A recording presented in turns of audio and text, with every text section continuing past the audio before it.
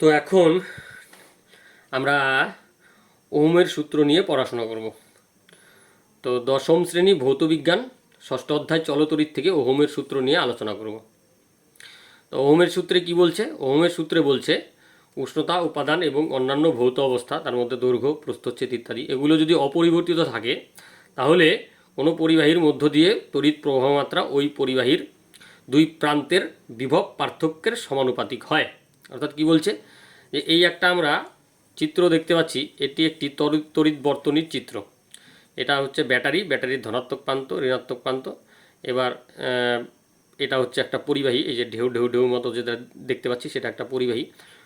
পরিবাহীর থেকে একটি তার ব্যাটারির ধনাত্মক প্রান্তের সঙ্গে যুক্ত, আর একটি তার দিয়ে ঋণাত্মক প্রান্তের সঙ্গে যুক্ত করা আছে। এবার যদি সুইচ দেওয়া হয় তাহলে ধনাত্মক প্রান্ত থেকে ঋণাত্মক প্রান্তের দিকে তড়িৎ প্রবাহিত হবে এ বি পরিবাহীর মধ্য দিয়ে, এই পরিবাহীর মধ্য দিয়ে।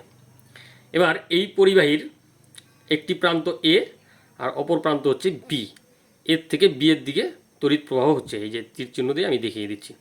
এবার আমরা যদি এ প্রান্তের বিভবকে ভিএ বলি এবং বি প্রান্তের বিভবকে ভিবি বলি, আর ধরে নিই যে এ প্রান্তের বিভব বেশি বি প্রান্তের থেকে, অর্থাৎ ভিএ গ্রেটার দেন ভিবি, তখন বিভব প্রভেদ কী হবে? বিভব প্রভেদ ভিএ মাইনাস ভিবি।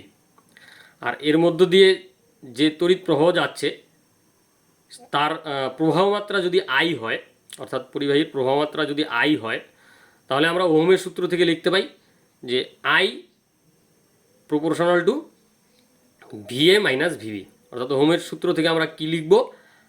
আই প্রবাহ মাত্রা, এই তড়িৎ প্রবাহ মাত্রা দুই প্রান্তের বিভব পার্থক্যের সমানুপাতিক। তো I proportional to VA minus VB. এটিকে উল্টে যদি লিখি তাহলে কি পাবো? VA minus VB proportional to I, একই হলো। এটাকে জাস্ট একটু উল্টে লিখে দিলাম, VA minus VB proportional to I.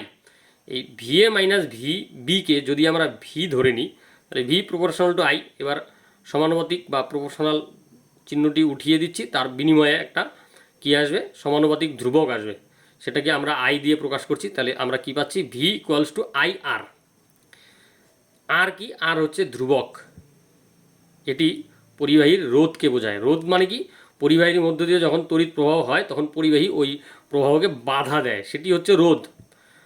তো যাই হোক, এবার ওহমের সূত্রের এটি হচ্ছে গাণিতিক রূপ, ভি ইকুয়ালস টু আই আর। এই ফর্মুলাটা আমাদের মনে রাখতে হবে। ওহমের সূত্র থেকে যে ফর্মুলাটা পাচ্ছি, আমাদের বিভিন্ন গাণিতিক সমস্যা সমাধান করার ক্ষেত্রে এই ফর্মুলাটি কিন্তু দরকার হয়। তো যাই হোক, এবারে আমরা রোধ কাকে বলে? রোধ একটু আগেই বললাম যে কোনো পরিবাহীর মধ্য দিয়ে যখন তড়িৎ প্রবাহ হয় তখন ওই পরিবাহী তড়িৎ প্রবাহকে বাধা দেয়, প্রবাহিত হতে বাধা দেয়, সেটি হচ্ছে রোধ, ওই পরিবাহীর রোধ। রোধের একক সিজিএস পদ্ধতিতে স্ট্যাট ওহম, এসআই পদ্ধতিতে ওহম। ওহমকে ওহমের চিহ্নটি হচ্ছে উল্টো ঘটের মতো, উল্টানো ঘটের মতো। ঘটকে উল্টো করে লিখলে যেমন ছবি হয়, উল্টো করে ছবি আঁকলে উল্টো ঘট, সেটি হচ্ছে ওহম। আচ্ছা, এবার আমরা রোধের মাত্রা নির্ণয় করব। তাহলে আমরা প্রথমে সমীকরণ থেকে কি পাচ্ছি? ভি ইকুয়ালস টু আই আর, ওহমের সূত্র থেকে, যেখানে ভি হচ্ছে বিভব প্রভেদ, আই হচ্ছে পরিবাহীর প্রবাহ মাত্রা, আর আর হচ্ছে পরিবাহীর রোধ। সেখান থেকে আমরা আর কি পাচ্ছি? R equals to V by I. তাহলে আর এর মাত্রা ইজ ইকুয়াল টু কি? বিভব প্রভেদের মাত্রা বাই প্রবাহ মাত্রার মাত্রা, প্রবাহ মাত্রার মাত্রা। তাহলে কি হচ্ছে? আমরা জানি যে বিভব প্রভেদ বা বিভব এর মাত্রা হচ্ছে M L square T to the power minus 3 I to the power -1, third ব্র্যাকেটের মধ্যে এটাকে লিখলাম। আর তড়িৎ প্রবাহ মাত্রার মাত্রা হচ্ছে থার্ড ব্র্যাকেটে আই।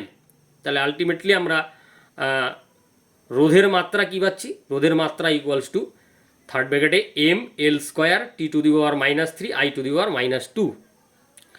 এই হলো রোধের মাত্রা। তো আমরা যে এইটুকুন পড়লাম, এখান থেকে কি কি কোশ্চেন হতে পারে?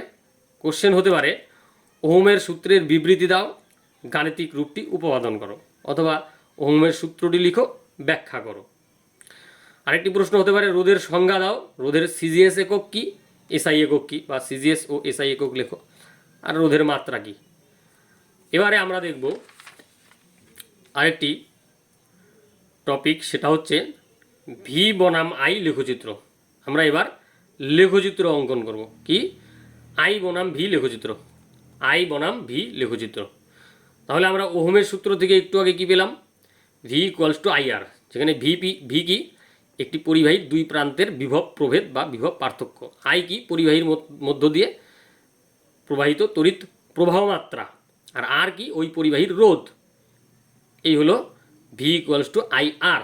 তাহলে সেখান থেকে আমরা আই কি পাচ্ছি? I equals to V by R, অর্থাৎ 1/r ইন্টু ভি। এই সমীকরণটিকে আমরা 1 নাম্বার দিচ্ছি।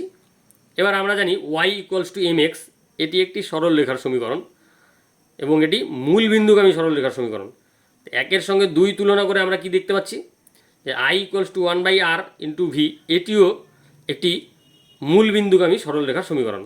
অর্থাৎ আমরা যদি আইকে ওয়াই অক্ষ বরাবর এবং ভিকে এক্স অক্ষ বরাবর নিয়ে লেখচিত্র অঙ্কন করি, তাহলে আমরা একটা মূল বিন্দুগামী সরল রেখা পাবো, যে সরল রেখার নতি হচ্ছে 1/r।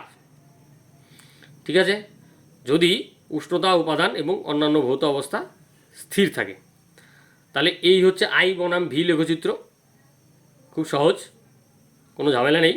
দুটি অক্ষ আঁকবো, ওয়াই অক্ষ বরাবর আই, এক্স অক্ষ বরাবর ভি অর্থাৎ বিভব প্রভেদ, আর এই বরাবর তড়িৎ প্রবাহ মাত্রা। তাহলে আমরা একটা মূল বিন্দুগামী সরল রেখা পাবো, যে সরল রেখার নতি হচ্ছে 1/r। সেই নতি থেকে কিন্তু আমরা রোধের মান পেয়ে যাব। তো এখান থেকে কি প্রশ্ন হতে পারে? এখান থেকে প্রশ্ন হতে পারে যে আই বনাম ভি লেখচিত্র অঙ্কন করো, বা ওহমের সূত্র থেকে আই বনাম ভি লেখচিত্র অঙ্কন করো।